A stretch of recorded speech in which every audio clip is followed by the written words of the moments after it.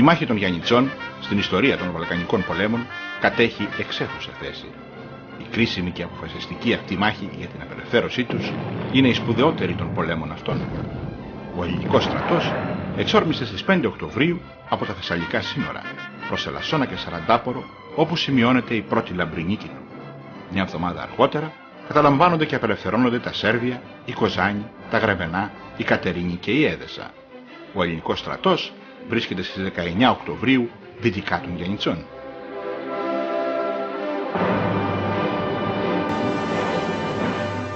Το ελληνικό στρατηγείο περίμενε να συναντήσει τους Τούρκους οχυρωμένους στην ανατολική όχθη του Αξιού. Οι Τούρκοι όμως αποφάσισαν να δώσουν μάχη στις φυσικές οχυρές θέσεις των λόφων δυτικά της πόλης, που άρχιζαν από τις παρυφές της λίμνης και κατέληγαν στους πρόποδες του Πάικου. Οι λόγοι που προτίμησαν να δώσουν μάχη στα Γιαννιτσά και όχι στην ανατολική όχθη του Αξιού ήταν η οχυρή θέση στο στενό πέρασμα στη λίμνη και στο Πάικο και κυρίως η υπεράσπιση της ιερής πόλης τους, που φιλοξενούσε τον τάφο του Γαζί Ευρενός Μπέι, του πρώτου Τούρκου κατακτητή της Ευρώπης και των απογόνων του.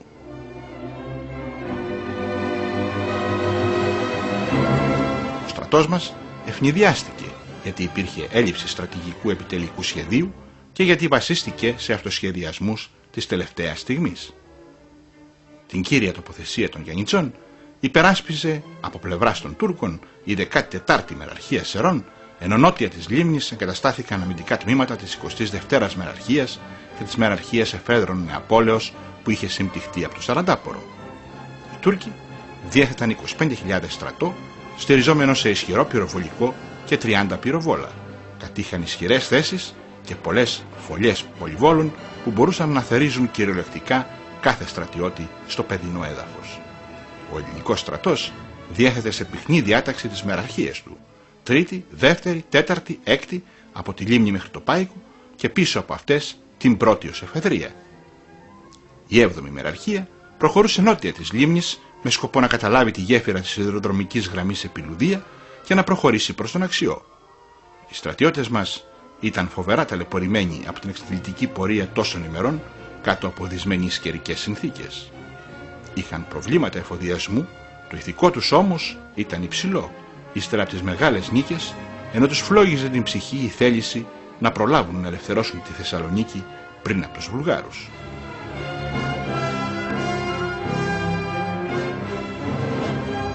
Τα προελάβροντα ελληνικά τμήματα δέχτηκαν τους πρώτους πυροβολισμούς πλησιάζοντας τη γέφυρα της Μπάλτιζας.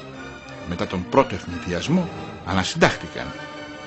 Συγχρόνως άρχισε και ο κανιοβολισμός των τουρκικών πυροβόλων από τα υψώματα Ταλαμπάζ.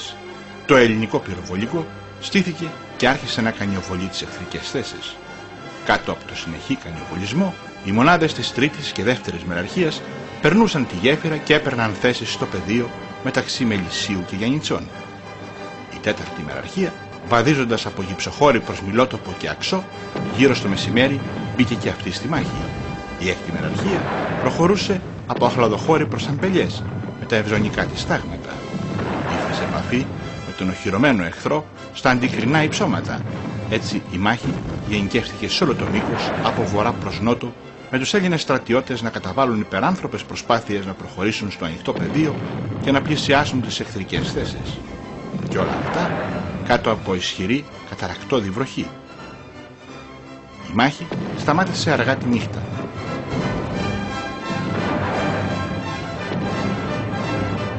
Συναρπαστική είναι η περιγραφή της μάχης από τον Πέτρο Βριζάκη. Η πορεία μας επιταχύνεται. Πριν ακόμη μας δοθεί διαταγή, αυθορμήτως οι στρατιώτες ταχύνουν το βήματον. Η πορεία μας έτσι γίνεται σχεδόν τροχάδιν. Ανερχόμεθα μικράν κλητήν και φτάνομεν στην κορυφογραμμήν. Το πυρ μένεται. Εσφαίρες σφυρίζουν πυκνέ γύρω μας. Οι στρατιώτες διατάσσονται και πίπτουν πριν ειδών. Οι αξιωματικοί όλοι όρθιοι. Στας 3 ακριβώς ακούγεται η φωνή του μεράρχου κυρίου Μιλιώτου. «Κύριε Παναγιωτόπουλε, το τάγμα σας εμπρός». Αναπτυσσόμεθα εις τάξιν μάχης. Έχω τη δημιουργία μου εμπρός μου συγκεντρωμένην πειθαρχούσαν. Εσφαίρε πυκνότατη γύρω μας. Προχωρούμε απτόητοι και ταχαίως. Δεν πάβω ούτε στιγμή να παροτρύνω τους στρατιώτας. Με το λίγον ευρίσκουμε ενώπιον μας πυκνήν γραμμήν ευζώνων πριν ειδών. Την διασκελίζουμε και προχωρούμε. δεξιά και αριστερά όπισθεν ελαφρών κυκλωματισμών του εδάφους, τμήματα ευζώνων πυροβολούντων. Τι περιμένουν όλοι αυτοί και δεν προχωρούν? Τους αφήνουμε και προχωρούμε. Η χάλαζα των σφαιρών πυκνούται. Καθερχόμεθα μικρών κατήφορων. Διατάσσω αλτ εις το χείλος του μικρού ρεύματος, δια να πάρουν αναπνοή οι στρατιώτε. Κανείς άλλος δεν μας ακολουθεί πλέον. Άλλα δημιουργίε δεν φαίνονται. Επάνω, παιδιά, εμπρός διατάσσω. Όλοι σε μια γραμμή ορμούν προς τα πάνω. Όταν φτάνουμε στην κορυφή της εδαφικής πτυχής, είμεθα εντελώς εκτεθειμένοι. Κροτούν και τα δικά μας Μάνλιχερ, τώρα και αποκρίνονται θαραλέως στο πυρ των Τούρκων, οι οποίοι κατέχουν τις απέναντι πτυχάς του εδάφους, 600 έως 700 μέτρα. Οι στρατιώτε, άλλοι πρίνης και άλλοι γονιπετής, πυροβολούν με λύσα και παίρνουν και θάρρος περισσότερο. Εμπρός μου είναι 2-3 πληγωμένοι της δημιουργίας μου. Αρπάζω το Μάνλιχερ και τις φυσικοθήκες του ενός και πυροβολώ αδιακόπως με λύσα προς τις γραμμάς των Τούρκων. Ο καημένος ο στρατιώτης Ρήγας εμπρός μου, βαρέως πληγωμένος, με παρακαλεί να μην πυροβολώ, διότι τον ενοχλεί ο κρότος. Αλλάζω θέση και εξακολουθώ πυροβολών. Λίγα βήματα προημών προσπαθεί να διαφύγει Τούρκος αξιωματικός.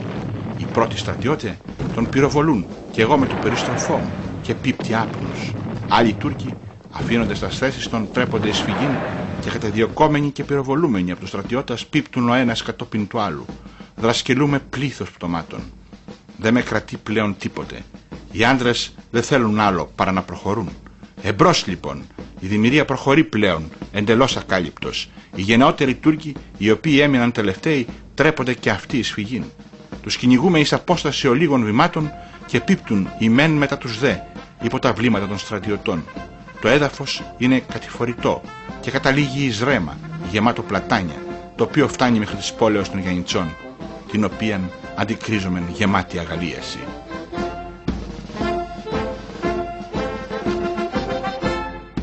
Την επόμενη μέρα, 20 Οκτωβρίου, με την ανατολή του ηλίου, ξανάρχισαν πάλι οι κανονικολισμοί. Γύρω στις 9 παρατέταρτο το πρωί, το ένατο ευζωνικό τάγμα με διοικητή τον συνταγματάρχη Κωνσταντίνο Παπαδόπουλο κατόρθωσε να καταλάβει το ύψωμα των νεκροταφείων της πόλης με τα 4 πυροβόλα που ήταν οχυρωμένα σε αυτό. Κυνήγησε τους υποχωρούντες Τούρκους ανατολικά. Οι υπόλοιπες γραμμές των Τούρκων με κίνδυνο να περικυκλωθούν, ύστερα από την είδηση ότι στα βόρεια έσπασε το μέτωπο από τους Τσολιάδες, παράτησαν πυροβόλα, πολυβόλα και λοιπό εξοπλισμό και τράπηκαν σε φυγή προς τη Θεσσαλονίκη. Οι τουρκικές αρχές, όταν έμαθαν ότι ο ελληνικός στρατός πλησιάζει, κάλεσαν τους προύχοντες της ελληνικής κοινότητας. Γοτζαμάνι, Μάγκο, Σταμενίτη, Λιάπτσι, Γκάλτσι, Μπόσκο, μαζί με τον αρχιμανδρίτη της Μητρόπολης, προκειμένου από κοινού να οργανώσουν την υποδοχή του αρχιστρατήγου Κωνσταντίνου και να παραδώσουν την πόλη αμαχητή. Η υποδοχή θα γινόταν έξω από το Μελίσι, με όλα τα ελληνικά και τουρκικά σχολεία.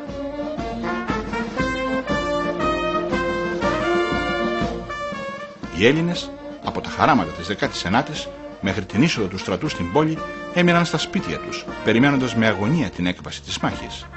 Πολλά γυναικόπαιδα κλείστηκαν για λόγους ασφαλείας στη Μητρόπολη. Τα πρώτα τμήματα που μπήκαν στην πόλη, από το δρόμο της Αξού, ήταν της δεύτερης μεραρχίας με τον μέραρχο Καλάρη. Γύρω στις 11 το πρωί, από τον ίδιο δρόμο, μπαίνει και ο αρχιστράτηγος Κωνσταντίνος με το επιτελείο του.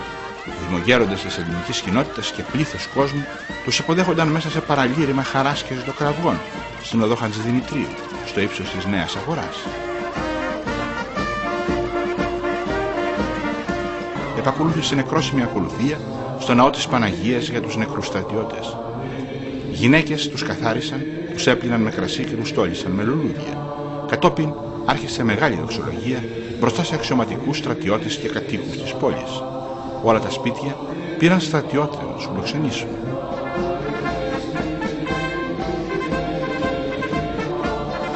Η εικόνα των Τούρκων στρατιωτών που ξεχύθηκαν στους λασπωμένους δρόμους ήταν φρικτή. Η καταδίωξη έγινε σε μικρό βαθμό μέχρι την Πέλα, κυρίως λόγω της μεγάλης εξάντλησης των ανδρών από την διήμερη μάχη. Οι Τούρκοι διέφυγαν προς Θεσσαλονίκη και οχυρώθηκαν αποφεύγοντας την πλήρη αιχμαλωσία. Ένας πολεμικός ανταποκριτής των Times, ο Crawford Price, γράφει: «Είδα πολλά αξιολόγου θέματα στη Μακεδονία, αλλά κανένα από αυτά τόσο σπαρακτικό και τόσο τρομερό όσο η υποχώρηση του Ταξίνου, την επομένη της μάχης των Γιαννιτσών». Πίσω στα Γιαννίτσα, η τουρκική συνοικία παραδόθηκε στις φλόγες και τα λάφυρα ήταν άφθονα. Υπήρξαν 3.000 αιχμάλωτοι Τούρκοι στρατιώτες, 25 πυροβόλα από τα 30 και 2 πολεμικές σημαίες. Δεν υπάρχει σαφής εικόνα του αριθμού των νεκρών. Οι απώλειες του ελληνικού στρατού ήταν βαριές. 10 αξιωματικοί και 178 στρατιώτες νεκροί. 29 τραυματίες αξιωματικοί και 756 στρατιώτες. Υπήρξε η πιο φωνική μάχη των Βαλκανικών πολέμων.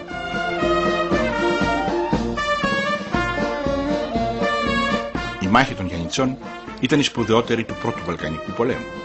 Αποτελεί για τον ελληνικό στρατό νέο τίτλο τιμής και δόξας, γράφει στην ημερήσια διαταγή της στρατιάς ο αρχιστράτηγος Κωνσταντίνος.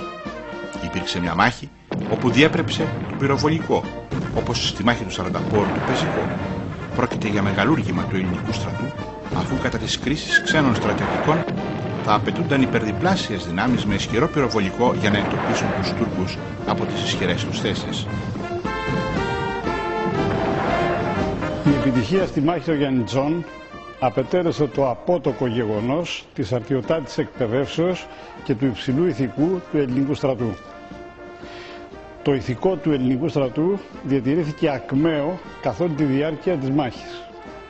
Μετά τη μάχη των Γιαννιτσών, ο ελληνικός στρατός κυριάρχησε τις πεδιάδες των Γιαννιτσών και στη συνέχεια προέλασε μέχρι τη Θεσσαλονίκη, όπου προλαβαίνει τους Βουλγάρους και στις 26 Οκτωβρίου του 1912 απελευθερώνει την πόλη. Η επιτυχία του ελληνικού στρατού της Κεντρικής Μακεδονίας αποτελεί το εφαλτήριο ώστε να συνεχίσει μετά και να απελευθερώσει καταδιώκοντας τους Βουλγάρους την Ελλάδα μέχρι τον Έστω ποταμό.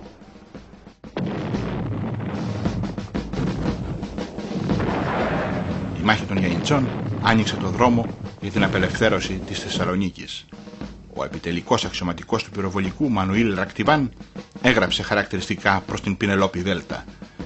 20 Οκτωβρίου, Γιαννιτσά, είναι η μέρα που ουσιαστικά πήραμε τη Θεσσαλονίκη.